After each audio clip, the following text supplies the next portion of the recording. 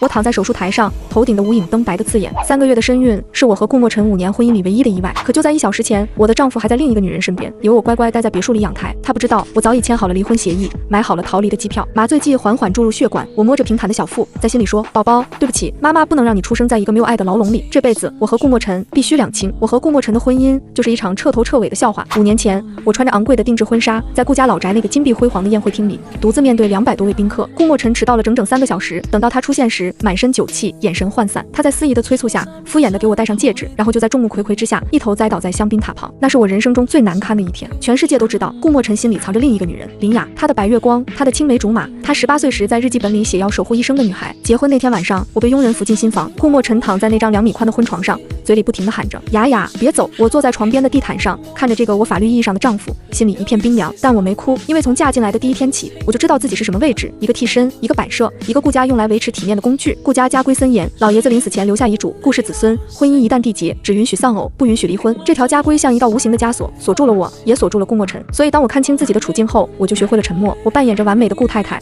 每天早起给她准备养胃的粥，深夜留着一盏灯等她回家，亲手熨烫她的每一件衬衫，记住她所有的饮食禁忌。我以为我会这样过一辈子，直到林雅回来。那是我们结婚第5年的春天，樱花盛开的时候，林雅穿着一身白色连衣裙，踩着高跟鞋，大摇大摆地走进顾家客厅。当她摘下墨镜的那一刻，我手里的茶杯差点掉在地上。那张脸和我有7分相似，不应该说是我和她有7分相似。我一直知道自己是替身，但从未想过正主和我如此相像。苏婉堂，你好。她笑得明媚动人，像一朵盛开的罂粟花。我是林雅。我放下茶杯，面色平静。我知道，你知道就好。她从包里拿出一份文件，推到我面前。你替我占了5年顾太太的位置，也该还给我了。那是离婚协议书。我扫了一眼，条款很优厚，几乎给了我下半辈子衣食无忧的保障。林雅倚在沙发扶手上，手指轻轻敲击着桌面。我可以帮你离开他，只需要你在离婚协议上签个字，其他的我来搞定。顾家那边会有办法。我看着那份协议，心里某个死寂已久的角落突然跳动了一下。好，我拿起笔，毫不犹豫地签下了自己的名字。林雅似乎没想到我这么痛快，愣了一下，随即笑得更加灿烂。痛快，明天我就把签好字的协议还给你。第2天下午，他果然来了，他把协议扔在我面前，得意洋洋。看吧，只要是我给墨尘的东西，他看都不看就会签。我们从小一起长大，他永远不会拒绝我。我看着协议上龙飞凤舞的顾墨尘3个字，心里某处彻底空了。5年的婚姻，5年的卑微讨好，就换来这3个轻飘飘的字。冷静期1个月，1个月后你们就去民政局办手续。林雅收起协议，像胜利者一样俯视着我。这1个月你最好安分点，别耍什么花样。我点点头，明白。他走后，我一个人在客厅里坐到天黑。佣人过来询问是否需要开灯，我说不用。黑暗中，我摸出手机查了一下机票，1个月后正好是我们结婚5周年的纪念日，多么讽刺！我站起身，走上楼，开始收拾东西，不是收拾行李，而是收拾心情。我要在剩下的30天里做完所有该做的事，然后彻底消失。但命运似乎总爱开玩笑，就在我准备接受这场失败婚姻终于结束时，我发现自己怀孕了。验孕棒上的2条红线像2把刀，把我所有的计划都砍得粉碎。我攥着验孕棒，在浴室里站了整整1个小时。镜子里的女人脸色苍白，眼下有淡淡的青黑。5年的婚姻消耗了我所有的元气。孩子，我要不要留下？如果我留下孩子，我就永远无法摆脱顾墨尘，永远无法摆脱顾家。可如果我不留下，我摸着尚且平坦的小腹，那里有一个小生命在跳动。就在我犹豫不决时，楼下传来汽车引擎的声音。顾墨尘回来了。我慌忙把验孕棒藏起来，深吸一口气，走下楼。他正站在玄关处脱外套，看到我时眉头微皱。怎么不开灯？忘了。我走过去，习惯性地接过他的外套，却在手指触碰到他衣料的瞬间，被他握住了手腕。他的手掌温热而干燥，带着微微的力道。我抬头对上他深邃的眼睛，那里面有探究，有疑惑，还有一丝我从未见过的专注。苏婉堂，你最近怎么了？他的声音低沉，带着压迫感。我心跳漏了一拍，但面上依然平静。什么？怎么了？他顿了顿，似乎在斟酌措辞。太安静了。我扯出一个笑。安静不好吗？顾墨尘盯着我看了几秒，最终松开手。没什么。他转身走向书房，我捏着他的外套站在原地，手心全是汗。刚才那一刻，我几乎以为他发现了什么，但不可能，他从不关心我，怎么会注意到我的变化？我把外套交给佣人，回到房间，锁上门，拿出验孕棒，又看了一遍，2条红线清晰刺眼。我躺在床上，盯着天花板。如果林雅知道这个孩子，她一定不会善罢甘休。而顾墨尘，他会怎么做？他会为了孩子留下我吗？还是会像处理一件无用的物品一样，让我打掉？我不敢赌。接下来的几天，我表现得更加温顺，我按时吃饭，按时睡觉，甚至还主动给顾墨尘泡了几次茶。他似乎放下了戒心，不再追问，但我能感觉到他在观察我，那种审视的目光像针一样扎在我背上。1周后，林雅再次来访，这一次她不是一个人来的，她带了一个律师。苏小姐，关于离婚协议，有些细节需要确认。律师推了推眼镜。顾先生已经签了字，但财产分割方面不用分割。我打断他，我净身出户。林雅和律师都愣住了。你说什么？我说我什么都不要。我重复道，我只想要自由。林雅眯起眼睛，似乎在判断我是不是在耍什么花招，但最终她只是笑了笑。算你识相，那就这么说定了。1个月后，民政局见。他走后，我走到窗前，看着花园里盛开的玫瑰。5年了，我被困在这座金丝笼里，像一只被剪断翅膀的鸟。现在我终于要飞出去了，只是肚子里这个意外的小生命该怎么办？我摸着肚子，轻声说：“对不起，妈妈不能带你走，顾家的牢笼一个人待就够了。”那天晚上我失眠了，凌晨3点，我起床喝水，却发现书房的灯还亮着，顾墨尘还在工作。我端着水杯，鬼使神差地走到书房门口，门没关紧，透过缝隙，我看见他坐在书桌前，手里拿着一张照片，那是一张泛黄的照片，照片上的女孩笑得灿烂，是年轻时的林雅。她盯着照片看了很久，然后轻轻叹了口气，把照片放进了抽屉。我转身离开，心口像是被什么东西堵住。果然，不管我怎么做，他心里永远只有林雅。回到房间，我拿出日记本，写下：今天我决定打掉这个孩子，我不能让他出生在一个没有爱的家庭里。顾墨尘，再见了。写完，我合上日记本，塞进床头柜最深处。明天我就去医院。第2天早上，我刚下楼就看见了坐在餐厅里的顾母，戴着珍珠项链，气质雍容华贵，但眼神凌厉。晚堂，过来坐。他拍了拍身边的椅子，我心里一紧，走过去坐下。佣人端上早餐，是我最讨厌的小米粥。听说林雅回来了，顾母开门见山，语气平淡，但暗藏锋芒。我握着勺子的手一顿，是的，妈，他还给你看了离婚协议。顾母冷笑一声，那个女人5年前拿我的钱滚出国，现在见顾家生意做大了，又回来捞金。我低下头，不知道该说什么。原来5年前还有这样的内情，墨尘那个混账居然真的签了字。顾母气得胸口起伏，我当初就不该同意这门婚事，但既然你进了顾家的门，就是顾家的人，只要我在一天，那个林雅就别想进门。他转头看向我，眼神突然变得锐利。晚堂，你告诉我，你想离婚吗？我张了张嘴，想说是，但对上顾母那双洞察一切的眼睛，我只能摇头。我听您的安排，很好。顾母满意地点点头。你比那个林雅懂事多了，这5年来，你把家里打理得井井有条，我都看在眼里。你放心，只要有我在，顾太太的位置永远是你的。他顿了顿，压低声音，而且我听说你最近身体不舒服。我心里一惊，妈，我家庭医生是我的人。顾母打断我，你怀孕了，对吧？我脸色煞白，下意识地捂住肚子，别紧张。顾母突然笑了，笑得意味深长，这是好事。有了孩子，墨尘就算想离，老爷子在地底下也不会答应。你好好养着，剩下的我来处理。他站起身，拍了拍我的肩膀，林雅那边我会让他知难而退，你安心养胎，给我生个孙子。顾母走后，我瘫坐在椅子上，浑身发冷，计划被打乱了。原本我只想悄悄离开，但现在顾母知道了孩子的存在，我就走不掉了。果然，从那天起，别墅里的佣人增加了3倍，名义上是照顾我的身体，实际上是监视我的一举一动。我走到哪里都有人跟着，我想出门，佣人就说：“夫人，先生说您需要静养。”静养？呵，顾墨尘似乎也察觉到了什么，他难得早回家，我像往常一样给他端上一杯热茶，放在书桌上。最近不用做这些，他突然开口，我愣了一下，什么？茶、衣服、早餐？他抬起头，眼神复杂，让佣人做就行。我垂下眼眸，好。我转身准备离开，他却突然叫住我：“苏婉堂。”你……他顿了顿，有没有什么话想对我说？我背对着他，手指紧紧攥着衣角。我想说，我怀孕了，但我准备打掉。我想说，我们离婚吧，我受够了。我想说，顾墨尘，你知道这5年我是怎么过的吗？但最终我只是摇了摇头，没有。走出书房，我靠在墙上，大口喘气。刚才那一刻，我几乎要脱口而出所有真相，但我不能。顾母在监视我，顾墨尘在试探我，林雅在等着我签字。我就像被困在蜘蛛网里的猎物，越挣扎，缠得越紧。接下来的日子，我开始改变。我不再每天早起给他准备早餐，而是睡到自然醒；不再深夜还开着灯等他回家，而是按时睡觉；不再亲手熨烫他的每一件西装，而是让佣人处理。我以为他不会注意，但顾墨尘察觉到了。他放下筷子，看向我，最近怎么回事？我抬眸，神色平静，什么怎么回事？你最近很反常。他的眉头皱起。早餐呢？佣人准备的，不合口味吗？不是口味的问题。他的声音冷了几分。苏婉堂，你到底想干什么？我低头继续吃饭，语气淡淡，我没想干什么，只是累了。累了？他冷笑一声，你当了5年顾太太，现在说累了？我放下筷子，抬起头直视他的眼睛。顾墨尘，我嫁给你5年，你有关心过我一天吗？你知道我喜欢吃什么，讨厌吃什么吗？你知道我几点睡觉，几点起床吗？你知道我生病时是谁在照顾我吗？他愣住了，显然没想到我会突然发火。你不知道？我笑了笑，那笑容里满是疲惫。你只知道林雅喜欢百合，讨厌香菜，知道她失眠需要听钢琴曲，知道她生病时要喝冰糖雪梨。你眼里从来没有我，现在到来质问我为什么反常。顾墨尘的脸色变了，他张了张嘴，似乎想说什么，但最终只是冷冷地说：“苏婉堂，你要懂点事，你已经得到顾太太这个位置了，安安分分的，不要多想。”我握着筷子的手微微一顿，随即弯了弯唇角。好，我知道了。我的顺从让他更加烦躁，却说不出哪里不对。他站起身，摔门而去。我坐在餐桌前，看着满桌的菜肴，突然失去了胃口。刚才那一刻，我差点就要告诉他我怀孕了，但我忍住了。告诉他有什么用呢？他只会以为我想用孩子绑住他。我站起身，走到窗前，夜色深沉，城市的灯火在远处闪烁。我想起了林雅的话，想起了那份离婚协议，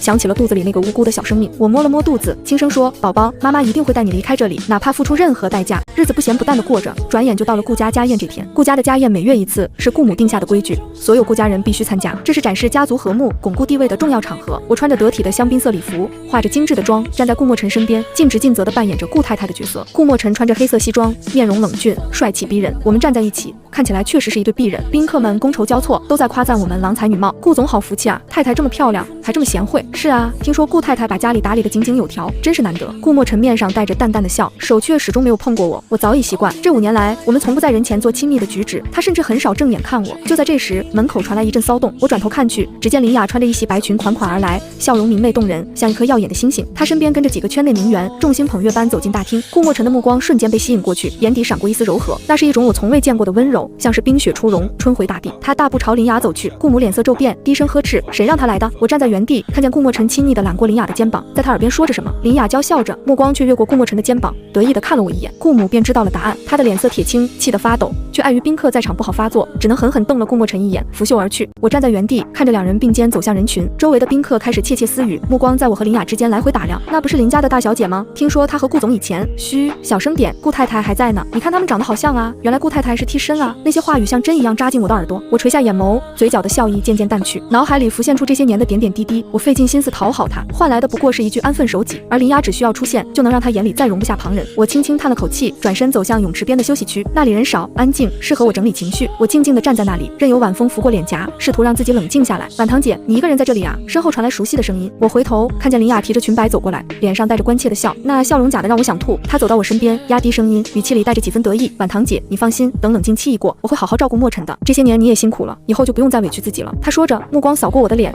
嘴角噙着一抹若有若无的笑。说起来我还要谢谢你，这么痛快就把位置让给我。要知道5年前我离开时，可是费了好大一番功夫呢。我看着她眼底毫不掩饰的炫耀，心里只觉得讽刺。这个位置我求之不得，赶紧脱手，正要开口，身后突然传来孩子的嬉闹声。我转头看去，只见2个小孩追逐打闹着朝我们跑来，速度极快，像是失控的小火车。我还没反应过来，后背就被狠狠撞了一下，巨大的冲击力让我失去平衡。我下意识伸手想抓住什么，却只抓到了林雅的裙摆。我和林雅同时失去平衡，双双跌入泳池。有人落水了，快救人啊！天哪，那不是顾太太和林小姐吗？众人惊呼声四起，场面一片混乱。冰冷的池水瞬间包围了我。我从小怕水，根本不会游泳，水灌入我的口鼻，窒息感让我拼命挣扎。我透过水幕看见顾墨尘闻声冲了过来，站在池边。他看见池中挣扎的2个身影，几乎没有任何犹豫，脱掉外套跳入水中。他径直朝林雅游去。我在水中拼命挣扎，手脚并用的想要浮出水面，但越挣扎沉得越快。我看见顾墨尘抱着林雅游向岸边，他紧紧搂着那个女人，眼神里满是焦急和担忧。自始至终，他没有看我一眼，身体慢慢下沉，耳边的喧嚣渐渐远去。我突然不挣扎了，原来如此，早该明白的。在他心里，我永远不会是第一选择。我缓缓闭上眼睛，嘴角却浮现出一抹释然的笑。这样也好，这辈子我跟顾墨尘就此两清了。宝宝，妈妈来陪你了。意识模糊的最后一刻，我想下辈子再也不要遇见顾墨尘了。再醒来时，入目是刺眼的白，消毒水的气味钻入鼻腔。我眨了眨眼，意识逐渐清明，我还活着。病房里很安静，窗帘被拉上，只透进几缕微弱的光。我偏过头，看见顾墨尘坐在床边的椅子上，他一只手撑着额头，眉头紧锁，似乎在想什么事情。我愣住了，以为自己还没完全清醒。结婚5年，我生过病，发过烧，甚至有一次阑尾炎住院，他从来没有出现在我的病床前。每一次陪伴我的，都只有冰冷的天花板和滴答作响的点滴声。我盯着他看了很久，久到顾墨尘察觉到我的目光。他抬起头，眼底有血丝，下巴上有青色的胡茬，看起来憔悴不堪。他淡淡的说了一声醒了。我收回视线，声音有些沙哑：你怎么在这里？顾墨尘没有回答，而是站起身走到床边，他的目光落在我小腹上，神色复杂，像是喜悦，又像是担忧，还有一些我看不懂的情绪。我顺着他的目光看去，心里莫名升起一丝不安。我下意识捂住肚子，那里曾经有一个小生命，但现在你在看什么？我的声音在颤抖。顾墨尘沉默了片刻，像是在斟酌措辞，最终他开口，声音低沉：医生说你怀孕了，已经3个月。孩子，我抓住顾墨尘的手，指甲几乎掐进他的肉里。孩子还在吗？顾墨尘看着我，眼神里闪过一丝痛楚。在，但医生说你落水时间太长，差点没保住，现在需要卧床保胎。我松了一口气，随即又紧绷起来。孩子还在，这意味着我的计划全盘皆输。我不能再怀着顾家的孩子时离开，顾母不会允许，顾家更不会允许。顾墨尘在床边站了一会儿，神情有些恍惚，他似乎也没有做好准备，突然成为一个父亲。这个消息来得太突然，打乱了所有人的计划。他想起刚才医生说的话，说我体质虚弱，如果再有一次意外，孩子肯定保不住。那一刻，他心里涌起一种奇怪的感觉，说不清是什么，像是恐惧，又像是庆幸。他看着病床上的我，想起泳池边的事，他先救了林雅，把我一个人留在水里。如果不是后来佣人跳下去救我，我和孩子可能都没了。一种从未有过的愧疚感涌上心头。这个孩子，你要好好养着。他开口，声音有些生硬。我抬起头，对上他的目光，他的眼神和以往不同，少了几分冷漠，多了几分我看不懂的东西，像是温柔。我会让人照顾你，你安心养胎就好。他顿了顿，以后顾家的产业都会给这个孩子。我愣住，不敢相信自己的耳朵。你说什么？顾墨尘重复了一遍。这个孩子是无辜的，不管我们之间怎么样，他都是顾家的血脉。我亏欠你的，以后后会好好补偿你。他说得很认真，语气里带着一丝我从未听过的郑重。顾墨尘在床边坐下，难得放柔了声音，这5年是我对你不够上心，以后我会改的，我们好好过日子，把孩子生下来。我怔怔地看着他，一时间不知道该说什么。好好过日子这句话我曾经盼了5年，日日夜夜的盼。在我发烧到39度时，我盼着他能回来看我一眼；在我生日时，我盼着他能记得说一句生日快乐；在我们结婚纪念日时，我盼着他能早点回家。可现在听到，心里却只剩下一片荒凉。太晚了，一切都太晚了。我想起那个泳池边的夜晚，想起他毫不犹豫地跳下去救林雅，想起自己在水里挣扎，而他自始至终没有回头看我一眼。那一刻我就已经死心了。现在说什么好好过日子，不过是因为我肚子里的孩子罢了。如果没有这个孩子，他还会说这些话吗？他还会坐在这里用这样复杂的眼神看着我吗？我垂下眼眸，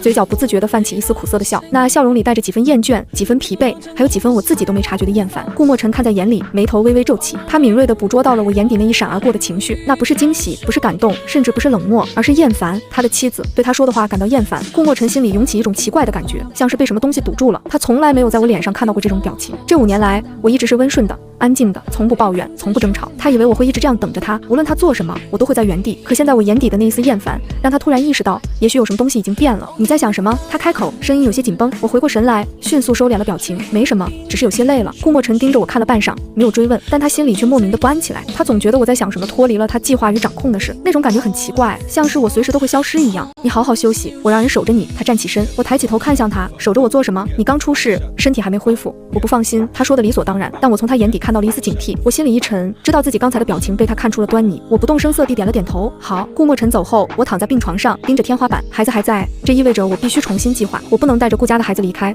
那样顾墨尘会疯了一样找我，但我也不可能留下来继续这段名存实亡的婚姻。我摸了摸肚子，轻声说，宝宝，对不起，妈妈可能不能留下你了。眼泪无声的滑落，我必须做出选择，而无论哪个选择都是痛的。3天后，我出院回到顾家，顾墨尘一早就去了公司，说是有重要的会议，但他走之前特意叮嘱了佣人，让他们寸步不离地跟着我。偌大的别墅里，我走到哪里都有人跟着。我想出门透透气，佣人说先生吩咐了，夫人需要静养，不能出门。我想去花园里坐坐，佣人就搬了椅子跟在我身后，眼睛一刻不离地盯着我。心里清楚，这哪里是照顾，分明是监视。顾墨尘果然起了疑心，他可能察觉到了我眼里的厌烦，察觉到了我的异常，他在防着我，防着我逃跑，防着我做出什么伤害孩子的事。我坐在客厅的沙发上，手里捧着一杯温热的牛奶。佣人说这是顾墨尘特意嘱咐准备的，对孕妇好。我看着杯中的牛奶，嘴角泛起一丝苦笑，这杯牛奶里会不会也加了什么营养剂，让我无法离开？门铃突然响了，佣人去开门，没一会儿就传来一阵急促的脚步声。林雅穿着一身名贵的连衣裙，气势汹汹地闯了进来，她的眼眶微红，像是哭过，但眼底的怒火却藏都藏不住。苏婉堂，你好大的本事！她指着我的鼻子，声音尖锐。我放下牛奶杯，抬眸看向她，神态平静。林小姐有什么事？林雅冷笑一声，在我对面坐下，翘起2郎腿。你装什么装？你以为怀了孩子就能留住墨尘吗？你以为有了这个孩子，你就能在顾家站稳脚跟？我没有说话，只是静静地看着她。林雅被我复淡然的模样激怒，声音又尖锐了几分。我告诉你，墨尘心里只有我一个人，你不过是他父母硬塞给他的，他从来没有爱过你。他签离婚协议的时候眼睛都没眨一下，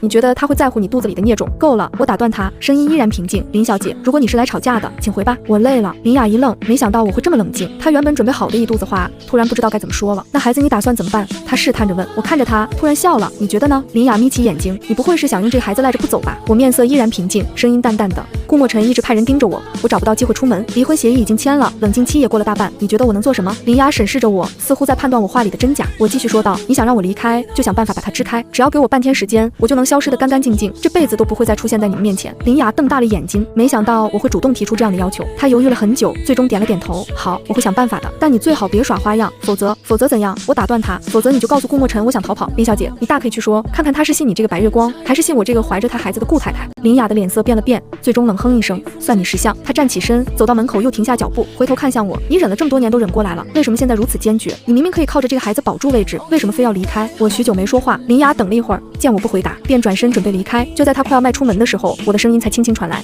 因为我不开心。林雅脚步一顿，人这一生只有3万天，我已经浪费了5年。我看着窗外的阳光，声音很轻，从今往后，我只想过属于我的人生，再也不想费尽心思去讨好一个不爱自己的男人了。林雅回头看了我一眼，我坐在沙发上，阳光从窗户照进来，落在身上，我的神情很平静，平静的像是在说一件与自己无关的事。林雅第一次觉得眼前这个女人有些陌生，她记忆中的苏婉堂应该是卑微的、懦弱的、任人拿捏的，可现在的苏婉堂眼神里有一种她说不清的东西，像是解脱。她没有再说什么，转身离开了顾家。我坐在沙发上，长舒一口气，第一步成功了。林雅会帮我支开顾墨尘，而我需要准备好一切。我回到房间，拿出藏好的手机，给一个人发了条信息，准备接应。3天后，对方很快回复，明白。我把手机藏好，躺在床上。上，轻轻抚摸着小腹。宝宝，原谅妈妈，这个世界太冷了，妈妈不能让你来受苦。接下来的几天，我表现得很安分，我按时吃饭，按时休息，配合佣人的一切安排。我甚至主动给顾墨尘打了电话，问他晚上回不回家吃饭。我的温顺让所有人都松了一口气，包括顾墨尘。他开始觉得是自己多心了。我一向温顺，怎么可能会有什么别的想法？那个眼神可能只是孕期情绪波动罢了。一个深夜，顾墨尘疲惫而归。公司最近有个大项目，他连续加班了好几天。他走上楼梯，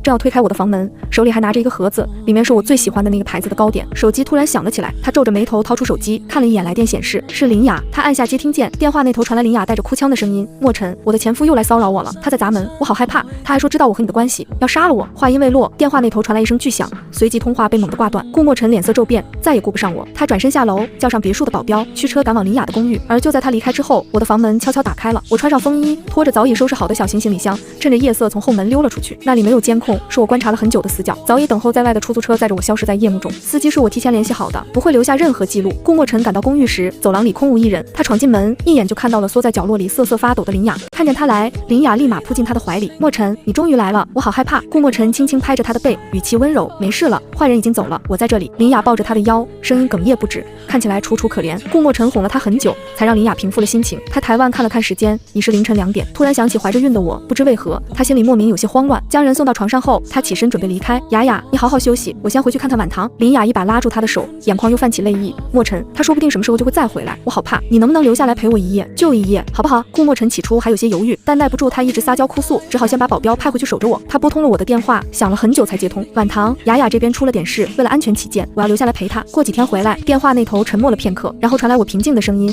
还是那样一副温柔不计较的语气，不着急，你好好陪林小姐。顾墨尘一愣，还想说些什么，我却已经挂断了电话。他看着黑下去的屏幕，心里那股不安又涌了上来，但林雅又在身后喊他，他只好放下手机，转身回去安慰他。而此刻，我正躺在手术台上，头顶的无影灯刺眼的让人睁不开眼。我把手机递给一旁的护士，最后一次抚摸上自己的小腹。3个月，我甚至还没来得及感受到胎动，但 B 超显示他已经有了心跳，有了小小的手脚，眼泪无声的滑落，消失在发际线里。宝宝，对不起，我不是一个好妈妈，希望你下辈子能投胎到一个更爱你的家庭里，那里的爸爸妈妈会很相爱，会期待你的到来，不像我，只能让你在不被祝福中降生。我放下手，闭上眼睛，声音很轻，却很决绝。开始吧。麻醉剂渐渐起效，意识开始模糊。我想，这是我欠这个孩子的，下辈子我一定会还。手术进行了2个小时，当我再次醒来时，肚子里已经空了，那种空虚感比身体上的疼痛更让我难以承受。我躺在病床上，盯着天花板，眼泪不停地流。护士过来安慰我说我还年轻，以后还有机会，但我知道不会再有机会了。我这辈子大概再也不会爱上任何人，再也不会有孩子了。婚礼当天，不，那原本应该是一场补办婚礼的日子。顾墨尘从法国请来了设计师，定制了婚纱，订好了教堂，邀请了所有商界名流。他想给我一个盛大的仪式，弥补5年前的遗憾，也弥补这5年来的亏欠。但他不知道我不会出现。婚礼前一天，我拿出了自己从结婚那晚就开始写的日记，一页一页的翻看着。那些字迹有娟秀的，有潦草的，有被泪水晕开的。最后我拿起笔，在日记的最后一页写上了一段话：2024年9月3日，我决定离开了。顾墨尘，我不要你了，不是气话，不是威胁，是真的不要了。这5年来，我就像一只被囚禁的鸟，翅膀被剪断，自由被剥夺。我以为只要我够乖，够听话，你就会看到我，但我错了。眼瞎的人永远看不见，装睡的人永远叫不醒。所以我选择成全你，也成全我自己。愿此生再也不见。我把这本日记和流产证明、离婚协议书一起放在了床头柜里，起身再一次打量着这个充满喜庆的房间，微微一笑，眼里没有半分不舍，满是对自由的向往。钟声响起之时，我消失在了茫茫夜色里。婚礼的殿堂被鲜花与白纱轻柔的装扮，阳光透过彩绘的玻璃窗洒下斑驳陆离的光影，为这神圣的时刻增添了几分温馨与浪漫。顾墨尘站在玫瑰之路的尽头，这本来说只是一场补办的婚礼，可当他站上舞台时，才发现心里竟是满满期待。他从没见过我穿婚纱的样子，想到我身披白纱，红着脸缓缓朝他走来，他的心跳竟莫名加快了几分。在进行曲的节奏中，新娘带着蒙蒙的白纱，提着裙摆朝他走去。苏婉堂小姐，你是否愿意与顾先生缔结婚约？无论疾病还是健康，无论贫穷还是富有，都爱他，照顾他，尊重他，接纳他，永远对他忠贞不渝，直至生命尽头。新娘害羞的点了点头，我愿意。顾墨尘的眼角不禁染上笑意，可当他要掀开头纱亲吻时，新娘却死死揪住头纱不松手。男人以为他是在害羞，便主动低下头，轻哄着自己的小妻子。婉堂，不用怕。新娘迟疑了许久才松开手，任由他缓缓掀开头纱。看到那张脸的一刻，他瞳孔微震。怎么是你，林雅？顾墨尘难以置信地看着这张脸，反应过来之后，他整理好情绪，脸上的笑顿时收了起来，一把放下新娘的头纱，歉意地看向宾客。抱歉，新娘有点害羞。大家都露出一副我懂的表情，没再继续起哄下去。宴席很快开始，按道理新郎新娘换好礼服后就该下来敬酒，但顾父顾母左等右等，都没等到两人下楼。顾母以为两人还要腻歪一番，便想着再等等，可等到快要散席，两人都没有来。他侧身看向一旁的佣人，去楼上催催先生和太太。佣人点头表示收到，随后转身上了楼梯，敲响了休息室的门。先生、太太，老爷和夫人让你们换好衣服后尽早下去。房间里安静了好一会，才传来男人的声音，知道知道了，你先下去吧。在佣人离开后，顾墨尘才蹙着眉看向眼前的女人，怎么是你？林雅眼眶一红，为什么不能是我？墨尘，你真的要和苏婉堂补办这场婚礼吗？如果当初没有那些事，现在和你结婚的应该是我，我不过是拿回原本属于我的东西。看着掩面哭泣的女人，顾墨尘头一次没有耐心去哄林雅，现在不是说这些事的时候。你要知道，这场婚礼和平常不一样，这是我第一次向外界公布自己的婚讯，意义重大。我和苏婉堂的名字早就登上了各种新闻和报纸的首页，全城都知道她是新娘。这个时候突然换人，如果传出去的话，后果不堪设想。我这都是为了你好。林雅根本不想听这些。顾墨尘，你要是真的爱我，现在就去公布换新娘的事，不然我现在就走。她起身就要离开，却被男人一把挡在门前。你现在还不能出去。林雅的脸冷了下来，什么意思？你要是现在就出去，万一被别人看到了，后果也不好。林雅，你先在里面待着，等人走了再说吧。说完，他不再看林雅，关门离去，留她一人站在原地。林雅的手渐渐捏紧，指甲深深掐进掌心。楼下顾母见顾墨尘一个人下楼，一脸疑惑，怎么就你一个人下来？婉堂呢？顾墨尘收起脸上的不悦，妈，你也知道的，婉堂又是落水又是怀孕，身体也不是很好，所以我就让她待在房间里休息。顾母这才松了口气，那你先去跟客人们敬酒吧。顾墨尘点点头，刚拿起红酒杯朝宴席走去，一道委屈的哭腔就在他背后响起。墨尘，引得客人们纷纷抬头，就连顾氏夫妇也抬头看向楼上，只见一袭白纱的林雅站在楼梯口，渲然欲泣地看着顾墨尘。顾母的脸顿时沉了下来。正当他要让保镖把人拖走时，林雅拖着裙摆冲下楼梯，扑进顾墨尘怀里。墨尘，今天和你结婚的明明是我，你为什么不让我下来敬酒啊？短短2句话，宾客们瞬间就明白了事情的缘由，低声窃语了起来。怎么回事？新娘怎么换人了？这不是林家那个吗？听说以前和顾总谈过，那顾太太呢？顾墨尘再也维持不住脸上的平静。林雅，现在不是你闹脾气的时候。林雅根本没理他，只是继续大声解释，我知道你根本就不喜欢苏婉堂，不然怎么会为了我多次抛弃他？你还帮我离婚，给我接机，还让我住你的别墅。你要是真的不爱我，怎么会这么在意我？他扯了扯身上的婚纱，你看，连这婚纱都是我的尺寸，所以你是爱我的吧？顾母在心里怒骂蠢货，但脸上还是一如既往的保持笑容。他朝一旁的管家示意，管家款步走到宾客们面前，抱歉，那位小姐脑子不太好，一时发了癔症，还请大家多见谅。说完便做出请的手势，客人们也知道这是他们的家事，便不再多做停留，带着八卦的心思陆陆续续的离去。待最后一个客人离席后，顾母终于维持不住脸上的笑意，一巴掌就扇了过去。你这贱人！顾墨尘也知道这件事是林雅不对，但看到自己的心上人被母亲扇了巴掌后，心里还是不忍，上前一步挡在了他面前。林雅捂着被打肿的脸，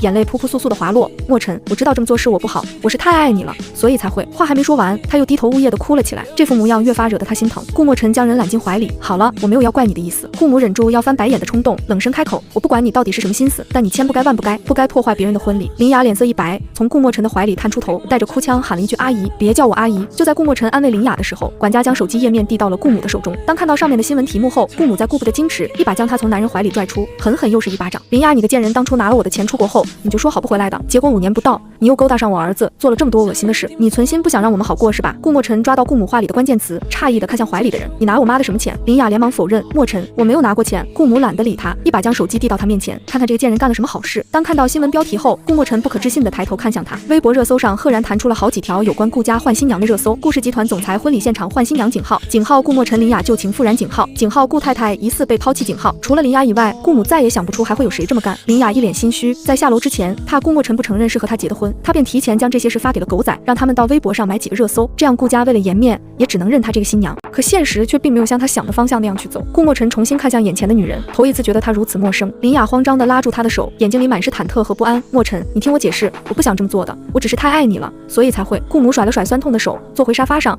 你要是真的爱我儿子，当年怎么会主动找我要钱出国呢？顾墨尘猛地抬头看向母亲，妈，你什么意思？顾母没有回答，只是朝管家招了招手。管家立刻递上一份泛黄的文件。顾母将文件摔到林雅脚边，自己看看吧。林雅浑身一僵，她认出了那份文件，那是当年她亲手写的承诺书，上面清清楚楚写着她自愿接受500万，永远离开顾墨尘，最下方还有她的签名和手印。顾墨尘弯腰捡起文件，指尖微微颤抖，熟悉的字迹映入眼帘，他闭了闭眼，声音沙哑，林雅，告诉我这是假的。林雅跪行几步，死死抱住他的腿。墨尘，你听我解释，当时你妈威胁我说，如果我不走，就让我全家都没好日子过，我是被逼无奈才签的，我根本不想离开你。顾墨尘低头看着他，眼里还残存着最后一丝信任。妈，你真的威胁过他？顾母气急反笑，威胁？好，那你问问他是谁主动打电话到顾家，说想和我单独谈谈，是谁在电话里说只要价格合适，他愿意主动退出？那通电话我可是录了音的，你要不要听听？林雅的脸瞬间变得惨白。顾墨尘看向他，声音很轻，林雅，是真的吗？林雅疯狂摇头，眼泪糊了满脸，不是的，我没有。墨尘，你要相信我。顾母冷冷开口，那我就放出来让大家听听。他示意管家播放录音，安静的客厅里，录音中的对话清晰传来。阿姨，我知道我配不上墨尘，但我真的很爱他，离开他我做不到，只不过如果您能给我一笔钱，让我出国深造，我可以考虑。你想要多少？500万，我要500万，少一分我都不走。录音里的声音分明就是林雅。顾墨尘的瞳孔猛地收缩，他不可置信地看向跪在地上的女人，你说你是被逼的，这也是被逼的吗？林雅彻底慌了神，她爬起来想去抓顾墨尘的手。莫尘，那时候我太年轻了，我不懂事，我现在知道错了。这些年我无时无刻不在想你，我回来就是为了你。顾母冷笑一声，为了他，你回国第一件事就是去打听顾氏的资产状况。你以为我不知道你在国外那几年换了多少个男朋友？哪个不是有钱人家的公子哥？玩腻了就换下一个。现在在国外混不下去了，又想起我儿子这个冤大头了。林雅的脸一阵红一阵白，却说不出一句反驳的话。顾莫尘掩面苦笑，笑声里满是苦涩。他为了林雅的离开痛苦了那么久，给他找了那么多理由，以为他是被家人逼迫，以为他是身不由己，可真相却是他亲手拿了钱，头也不回的离开。年少纯真的爱意在这一刻彻底被击碎。年幼时记忆里纯洁的白月光，不过是他自己的一厢情愿。林雅见他不说话，连忙跪着上前：莫尘，我知道我错了，可我们之间的感情是真的。当年我是太自卑了，觉得自己配不上你，才会做出那样的事。与其痛苦的看着你和门当户对的人结婚，不如拿着钱主动退出。这些年我一直后悔当初的决定。莫尘，再给我一次机会好不好？顾莫尘一步一步走到他面前，缓缓蹲下，他抬手轻轻拂去他脸上的泪水。林雅眼里燃起希望，以为他心软了，却听见男人用一种从未有过的冰冷语气开口：林雅，你知道吗？那时我是真心想过和你有以后的，就算受到全世界的阻碍，我都会毫不犹豫放弃一切带你走。可你呢？你连等我一个解释的机会都不愿意给。他站起身，居高临下的看着他：500万，原来在你心里，我们之间的感情只值500万。林雅疯狂摇头：不是的，莫尘，我爱你，我是真的爱你。顾莫尘却像是听到什么笑话：哎，你要是真的爱我，当年就不会拿那笔钱；你要是真的爱我，回国之后就不会处处算计；你要是真的爱我，今天就不会买热搜逼我娶你。他一字一句，每一个字都像刀子一样扎进林雅心里，从头到尾，你爱的只是顾家的钱和地位，而我充其量不过是你实现目的的工具。林雅彻底崩溃，她扑上去想要抱住他。不是的，莫尘，你听我解释。顾莫尘却冷冷的避开，眼里再没有半分温度。林雅，我们之间到此为止。说完，他转身朝门外走去。林雅眼里慢慢浮现恐惧，撕心裂肺的哭喊声响彻整个别墅。顾莫尘，你不能这样对我，我为了你付出了这么多，你不能说不要我就不要我。顾莫尘，你回来。可那个男人头也不回的消失在黑夜里，只留下林雅一个人瘫坐在冰冷的地板上，妆容尽毁，狼狈不堪。顾母站起身，居高临下的看着他：林小姐，我再说最后一遍，从今以后离我儿子远一点，否则我会让你知道什么叫真正的走投无路。顾莫尘开车，即使在夜色中，车窗打开，冷风灌进来，却吹不散他心头的烦闷。他错了，错得离谱。这5年来，他一直在怀念一个根本不值得怀念的人，却忽视了真正对他好的人。他想起苏婉棠的好，想起他的温柔，想起他的隐忍，想起他最后那个厌烦的眼神。他掏出手机拨打我的号码，依然是关机。他调转车头驶向别墅，推开门，整栋房子黑漆漆的，死一般的寂静。他喊了几声婉棠，没有人应。他快步上楼，推开卧室的门，床铺整整齐齐，没有人。他又去了书房和花园，把整栋别墅都找了一遍。我不在。他拦住一个佣人，问夫人回来了吗？佣人低着头：先生，夫人今天一直没有回来过。顾莫尘皱起眉，他没回来，那就是还在婚礼现场。他立刻打电话给婚礼现场的工作人员，对方支支吾吾地说太太在婚礼中途就不见了。当时场面太乱，没人注意到他是什么时候离开的。顾莫尘的心沉了一下，他回到卧室，目光落在床头柜上，那里放着一个文件袋，是他之前没有注意的。他走过去，拿起文件袋，手在颤抖，里面是一本日记，一张流产证明，还有一份离婚协议书。他先拿起流产证明，上面的日期刺得他眼睛生疼。就是那天他陪林雅的那晚，我们的孩子没了。他翻开日记，那是我5年来每一天的记录。今天莫尘又没回家，我在沙发上等到凌晨3点，最后佣人给我披了毯子。他忘记今天是我们结婚纪念日了。今天胃疼的厉害，佣人给莫尘打电话，他说在开会，让我自己去医院。其实我知道他在陪林雅过生日，我一个人在急诊室挂水到凌晨。今天发现怀孕了，我不知道该不该告诉他，他大概不会在乎吧，毕竟他从来不在乎我。今天决定了，我要离开，带着宝宝一起离开。虽然对不起宝宝，但我不能让他出生在这样一个家庭。顾莫尘，再见了。顾莫尘死死攥着日记本，眼眶通红。原来我早就对他死心了，原来我的真心是离开。而他自以为是的试探，不过是压垮我的最后一根稻草。他以为他签的是假协议，是在试探我，却没想到我早就准备好了真协议，早就准备好了离开。他站起身，沉声吩咐管家查他的出境记录，所有能查的渠道都给我查，我要知道他去了哪里。管家领命而去。顾母看着儿子阴沉的脸色，问他到底怎么了。顾莫尘闭了闭眼，声音沙哑：妈，孩子没了。顾母的脸色瞬间变了。什么？婉棠打掉了孩子，走了。顾莫尘的眼神暗沉，是我把他逼走的。我以为我在试探他，其实我在把他越推越远。妈，我错了，我真的错了。他转身走向落地窗，望着窗外的夜色，脑海里全是我笑的样子，我等他的样子，我失望的样子，还有我转身离开时那决绝的背影。他闭了闭眼，这5年是他亏欠我的，他高高在上的审视我，试探我，却从来没有真正看过我。现在我走了，带着一身伤痕。顾莫尘的手缓缓握紧，但他以为这样就能逃开他吗？不可能，这辈子都不可能。他会找到我，把我带回来，然后用余生一点一点补偿我。他转身走向门口，声音低沉而坚定：苏婉棠，不管你逃到哪里，我都会把你找回来，你是我的妻子，这辈子都是。顾母叫住他：莫尘，如果婉棠不愿意回来呢？顾莫尘停下脚步，没有回头。那我就等到他愿意为止，1年不行就2年，2年不行就10年，这辈子我欠他的必须还。接下来的1个月，顾莫尘动用了所有关系寻找我，但我抹去了所有痕迹，没有航班记录，没有酒店入住，没有银行消费，我就像人间蒸发了一样。直到某天，他在我的日记本里发现了一张家页，那是一张花店的收据，来自欧洲某个小镇普罗旺斯的一个小城。顾莫尘看着那个地址，嘴角终于有了一丝笑意。他订了最近的航班，飞往那个小镇。3个月后，普罗旺斯，我坐在花店的后院，修剪着刚采摘下来的薰衣草，阳光温暖，空气中弥漫着花香。这里的生活很平静，很缓慢，没有顾家的勾心心斗角，没有顾墨尘的冷漠忽视。我开了一家小小的花店，卖花也叫花艺，邻居们都很友善，他们不知道我的过去，只知道我是一个来自东方的神秘女人，总是微笑着，但眼神里藏着忧郁。我摸了摸平坦的小腹，那里曾经有一个小生命，到现在我还会在深夜梦见一个模糊的小身影，叫我妈妈。每次醒来，枕头都是湿的，但我没有后悔。我知道，如果留下那个孩子，我就会被永远困在顾家，困在顾墨尘身边，而那样的环境对孩子来说也是伤害。苏，有客人找你。助手珍妮在前厅喊道。我站起身，拍了拍身上的泥土，走回花店。推开门的那一刻，我看见了站在花架前的男人，他穿着一身黑色风衣，风尘仆仆，眼底布满血丝，下巴上有青色的胡茬，看起来憔悴不堪。但在看到我的瞬间，他的眼睛亮了起来，像是燃起了2簇火焰。顾墨尘，我的心猛地一缩，下意识地后退了一步，手碰到了身后的花瓶，差点把它碰倒。顾墨尘快步上前，稳住花瓶，然后看着我，声音沙哑：好久不见，晚堂。我深吸一口气，强迫自己冷静下来。顾先生，你怎么在这里？我找了你好久。他的目光贪婪地在我脸上流连，像是要把这3个月的思念都补回来。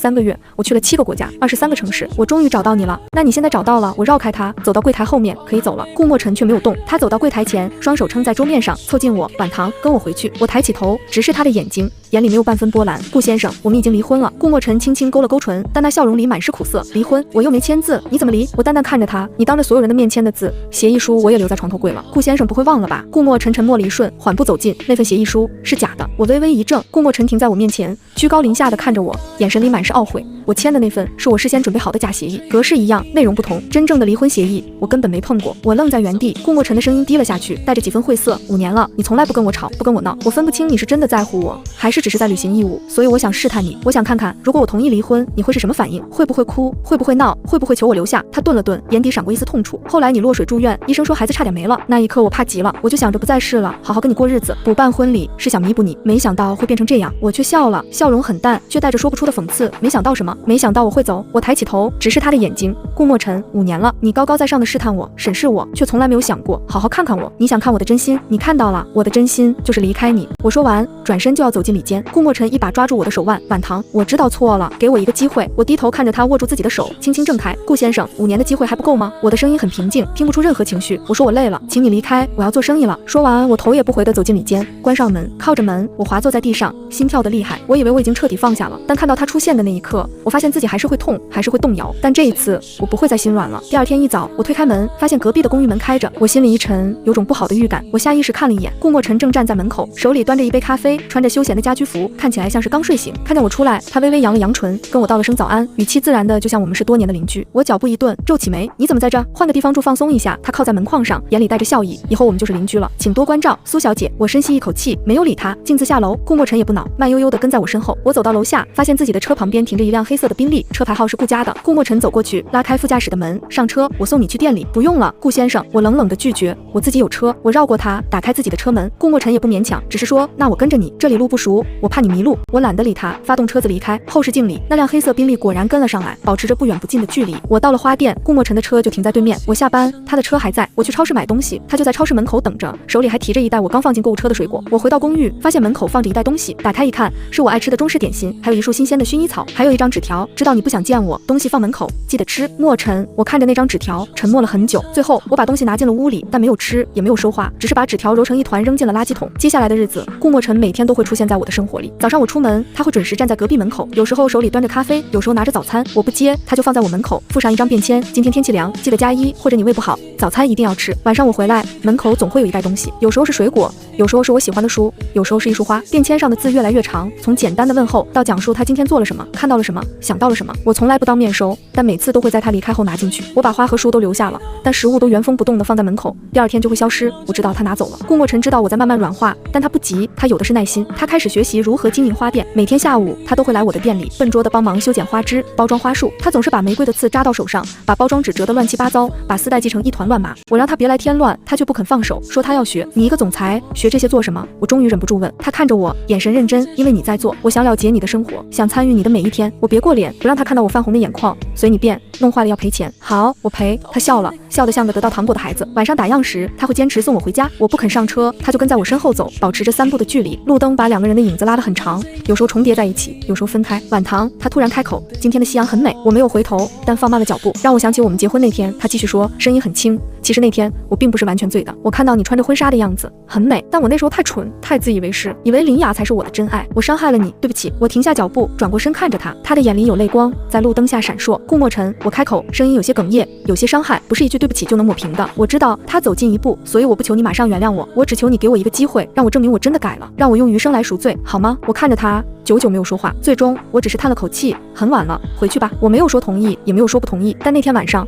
我第一次没有把他送的食物留在门口，而是拿了进去。又过了1周，这天下午我正在花店里修剪一束白玫瑰，顾墨尘站在一旁，笨手笨脚的帮我包装花束。我看着他把丝带系成一团乱麻，忍不住叹了口气。顾墨尘，你真的很笨，所以你教我啊？他抬头看我，眼里带着笑意。你教我怎么系，我就怎么学。我无奈的摇摇头，伸手去帮他整理丝带，手指不经意间触碰到他的，我像触电一样缩回手。顾墨尘却握住了我的手，轻轻捏了捏。晚唐，你的手很凉。我想抽回手，但他握得很紧。就在这时，店门被推开，门铃发出清脆的响声，两人同时抬起头。林雅站在门口，目光落在顾墨尘身上，然后落在我们交握的手上。他的眼眶瞬间红了，脸色变得狰狞。墨尘，我终于找到你了。他的声音带着哭腔，但更多的是愤怒。顾墨尘的脸色瞬间沉了下来，他站起身，挡在我身前，冷声问他：你来干什么？林雅走进花店，眼泪顺着脸颊滑落。墨尘，我来道歉的。婚礼上的事是我不对，不该那样做。他的声音带着哭腔，看起来楚楚可怜，但我注意到他的手在颤抖，指甲深深掐进掌心。这段时间我一直在反省。他继续说：我知道我伤害了你，我只是想求你原谅我。顾墨尘冷冷地看着他，反省。林雅，你毁了我的婚礼，逼走了我的妻子，你让我失去了我的孩子，你觉得一句道歉就够了吗？林雅的脸色一白，随即又恢复了镇定，继续说道：孩子是他自己不要的，是他主动来找的我，他说想离开，让我把你支开。你还记得那天晚上吗？我打电话说前夫来骚扰我，那都是假的，就是为了把你引开。顾墨尘的手缓缓握紧，指节泛白。林雅的声音带着几分癫狂：你在我那里待了整整1周，而他趁那个时候偷偷去医院把孩子打掉了。他一个人签的手术同意书，一个人躺上的手术台，那个孩子是他自己不要的。顾墨尘的胸口剧烈起伏，眼底涌起复杂的情绪。他转头看向我，我垂下眼眸，没有说话，那是事实，我无法否认。林雅见状，趁机上前一步，伸手想要拉住顾墨尘的手臂，他的语气变得柔软：墨尘，你看，他根本不在乎你，连你的孩子都不想要，只有我是真心对你的，我们从小一起长大，我等了你那么多年，给我一个机会好不好？顾墨尘猛地甩开他的手，眼里满是厌恶。林雅，你在做什么梦？林雅愣住了，脸上的柔弱瞬间消失。墨尘，我是真心喜欢你的，婚礼替嫁本来就是他自己提出来的，他不想嫁给你，是他求我替他的，我只是太爱你了才会答应。顾墨尘冷声打断他：我不管当初是谁提出来的，我心里只有晚唐，从今以后我不想再见到你，你最好离我和晚唐远一点。林雅的脸变得扭曲，她不敢相信地看着顾墨尘：不可能，你以前从来不正眼看他，一定是他蛊惑了你，对，一定是他。林雅的情绪越来越激动，她的目光落在我身上，眼里满是怨毒：都是你，如果不是你，墨尘早就是我的了，你凭什么抢走他？我皱起眉：林雅，我没有抢任何人，是你自己放弃了顾墨尘，现在又来怪别人。林雅却像是听不见一样，喃喃自语：对，只要你消失了，墨尘就会回到我身边。她突然从包里掏出一把水果刀，朝我冲了过来：去死吧！我瞳孔一缩，下意识往后退，但花店空间狭小，我被花架挡住了退路。就在刀尖即将刺到我的那一刻，顾墨尘猛地扑了过来，他用身体挡住了我，刀刃深深地刺入了他的后背，鲜血瞬间染红了他的白衬衫。顾墨沉闷哼一声，身体晃了晃，我惊恐地看着他，整个人都僵住了。墨尘，我颤抖着喊他的名字。顾墨尘转过身，用尽最后的力气把我护在身后，他的脸色苍白如纸，嘴角溢出一丝血迹，但他还是勉强扯出一个笑容：我没事。说完，他的身体软了下去，倒在了我怀里，我抱着他，浑身发抖。顾墨尘，你醒醒，你不能有事，听到没有？我不许你有事。我的眼泪止不住地往下流，滴在他的脸上。花店外的路人听到动静，已经报了警，叫了救护车。林雅呆呆地站在原地，手里的刀掉在地上，她看着满身是血的顾墨尘，整个人都傻了。不是我不想这样的。救护车很快赶到，顾墨尘被抬上担架，送往医院。我跟着上了救护车，紧紧握着他的手，他的手很凉，脸色越来越白。我的眼泪止不住地往下流。顾墨尘，你不能有事，你听到没有？我不许你有事，你说过要补偿我的，你不能食言。顾墨尘的眼皮动了动，艰难地睁开眼，他看着我，嘴唇微微动了动。别哭，我哭得更厉害了，你闭嘴，保存体力。顾墨尘轻轻笑了一下，又闭上了眼睛。到了医院，顾墨尘被推进了急救室，我站在门外，浑身的血迹还没来得及清理，我靠着墙，整个人都在发抖，脑海里不断闪过顾墨尘挡在我面前的画面，他毫不犹豫地扑过来，用身体替我挡住了那一刀。那一刻，我的心好像被什么东西狠狠击中了，我以为自己已经彻底放下了这个男人，以为自己可以头也不回地离开，但当我看见他倒在血泊中的那一刻，我才发现自己根本做不到无动于衷，那种恐惧铺天盖地的涌来，几乎要将我吞噬。急救室的灯亮了整整3个小时，我就在门外站了3个小时，滴水未进，寸步不离。终于，急救室的门开了，医生走出来，摘下口罩，家属在不在？我立刻迎上去，我是。他怎么样了？医生看了我一眼，刀刺得很深，差一点就伤到心脏，好在抢救及时，暂时脱离了危险，但还需要观察。我悬着的心终于落了下来，我的腿一软，差点摔倒，医生扶住我，你也去休息一下吧，他还要在 ICU 观察1晚。我摇摇头，拒绝了医生的好意。医生看着我憔悴的脸色，叹了口气，没有再劝。顾墨尘被推进了 ICU， 我站在玻璃窗外，看着病床上的他，他脸色苍白，身上插满了管子，呼吸机一起一伏，发出轻微的声响。我的眼泪又流了下来，我想起这些年的点点滴滴，想起他的冷漠和忽视，也想起他这段时间的陪伴和守候，还有刚才他毫不犹豫挡在我面前的身影。我突然发现自己根本没有办法承受失去他。5年的婚姻，我以为自己心死，但其实我只是已经把那份感情藏得太深，深到连我自己都以为已经消失了。我靠着玻璃窗，缓缓蹲下身，我把脸埋在膝盖里，无声的哭泣。顾墨尘，你这个混蛋！我喃喃自语，你不能死。死，你欠我的还没还清呢，你要活着，你要用余生来补偿我，听到没有？第二天，顾墨尘醒了，他睁开眼，第一眼就看见了坐在床边的我。我趴在床沿睡着了，眼睛红肿，脸上还有泪痕，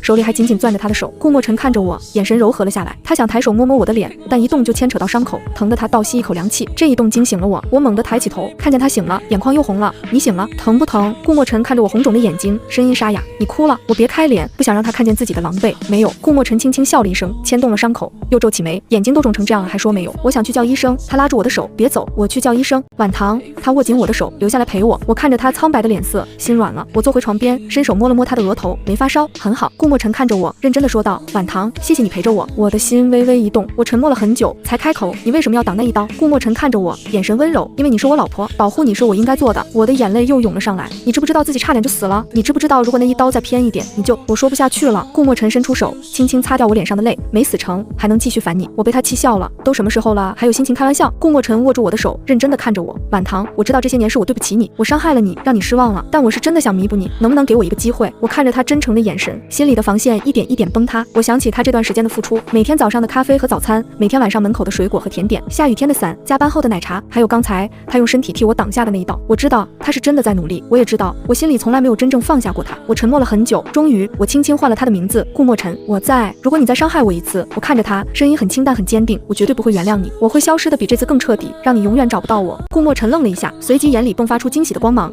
我再给你一次机会。我别开脸，耳根微微泛红，只有一次。顾墨尘握紧我的手，声音带着压抑不住的激动。好，只要一次就够了，我不会再让你失望，我发誓。我看着他苍白的脸色，心疼的皱起眉。你先别说话了，好好休息，我去给你倒杯水。我起身去倒水，顾墨尘却不肯放开我的手。晚唐看着我，我转过头，我爱你。我的心猛地跳了一下，5年了，这是他第一次对我说这3个字，我的眼眶又红了，但这一次不是因为难过。我轻轻握紧他的手，我知道了，你快睡觉，医生说你不能激动。顾墨尘看着我，嘴角扬起一个温柔的弧度，他闭上眼睛，但手依然紧紧握着我的。我知道这一次他不会再让我离开。接下来的日子，顾墨尘在医院住了2周，我每天都来陪他，从早到晚。花店暂时交给了助手珍妮打理，我给他喂饭，给他擦身，陪他说话，有时候还会从店里带来新鲜的花，摆在病房的窗台上。顾墨尘看着满屋的花香，心里满足极了。林雅的事，顾墨尘没有再提，但我听说顾母动用了关系，让林雅在国内待不下去，只能再次出国，并且永远不能再回来。这一次没有500万，只有警告和威胁。至于那个假离婚协议，顾墨尘当面撕掉了。他说我们要重新结婚，办一场真正的婚礼，只有我们2个人的婚礼。我没有答应，但也没有拒绝。出院那天，阳光明媚，顾墨尘穿着我给他买的新衬衫，看起来精神好多了。他拉着我的手走出医院大门。晚唐，他停下脚步，看着我，我们回家吧。我看着他，心里五味杂陈。回哪个家？我们的家。他握紧我的手。我在普罗旺斯买了一栋房子，就在你花店附近。如果你不想回顾家老宅，我们就住在这里。如果你想去别的地方，我们就去别的地方。你在哪里，家就在哪里。我看着他，眼眶湿润了。顾墨尘，我说这次如果你再骗我，我真的会走的。不会了。